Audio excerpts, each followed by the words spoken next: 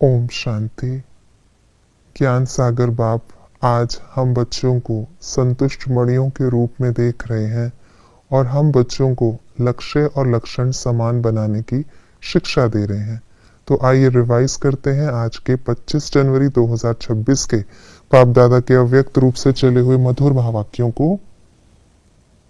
आज की मुरली का सार है, इस वर्ष चारों ही सब्जेक्ट में अनुभव की अथॉरिटी बनो, लक्ष्य और लक्षण को समान बनाओ। मुरली की रिवाइज डेट है 2 अप्रैल 2008। संतुष्ट आत्मा की विशेषताएं क्या हैं? सदा प्रसन्नचित, परेशान नहीं होती, मेहनत नहीं करती, सदा हर्षित मुक्त चेहरा, परिस्थिति में हिलती नहीं, स्वयं को, बाप को और परिवार को प्रिय, परिस्थिति उस पर वार नहीं कर सकती, हार जाती, अतीन्द्रिय सुख में मनोरंजन की जीवन अनुभव करती। संतुष्टता के विषय में बाबा ने क्या बताया? महान शक्ति और शक्तियों का आह्वान करती। संतुष्टता तब धारण होती जब सर्व प्राप्तियां प्राप्त होती। संतुष्टता का वायुमंडल औरों को भी यथाशक्ति संतुष्टता का वाइब्रेशन देता। हम किस किस की पुकार पूर्ण करेंगे? भक्तों की पुकार, समय की पुकार, दुखी आत्माओं की पुकार, हमारे स्नेही सहयोगी आत्माओं की पुकार।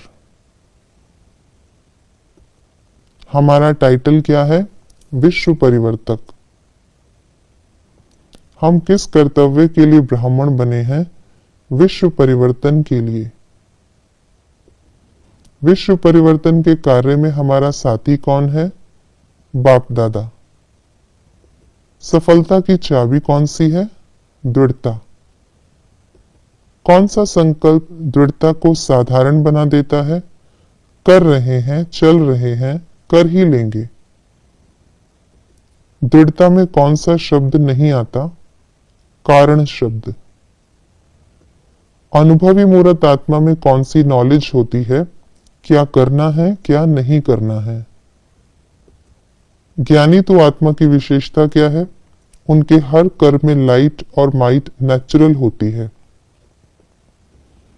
ज्ञानी माना नॉलेज को जानना, वर्णन करना, साथ साथ हर कर्म में लाइट माइट हो। अनुभवी स्वरूप का हर कर्म कैसा होगा? नेचुरल, श्रेष्ठ और सफल होगा। मेहनत नहीं करनी पड़ेगी। अनुभवी को माया क्यों नहीं मिटा सकती? क्योंकि माया की अथॉरिटी से अनुभव की अथॉरिटी पदम गुणा ऊंची है। बाप दादा के गले का हार कौन बनेगा? जो पास विद ऑनर होगा। बाप दादा से हमने क्या वायदा किया है? हम सभी अभी भी आपके कार्य में साथी हैं, परम धाम में भी साथी हैं और राज्य में भी ब्रह्मा बाप के साथ ही रहेंगे।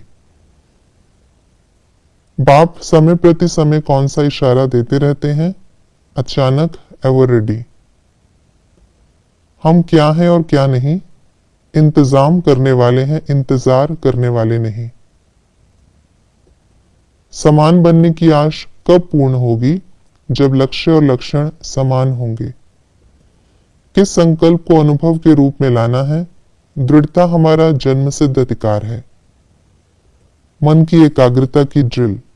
3 बिंदुओं का स्मृति स्वरूप बन जाओ, फुल स्टॉप।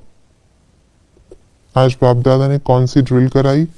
1 सेकंड में अपने श्रेष्ठ स्वमान बाप दादा के दिल तख्त नशीन है।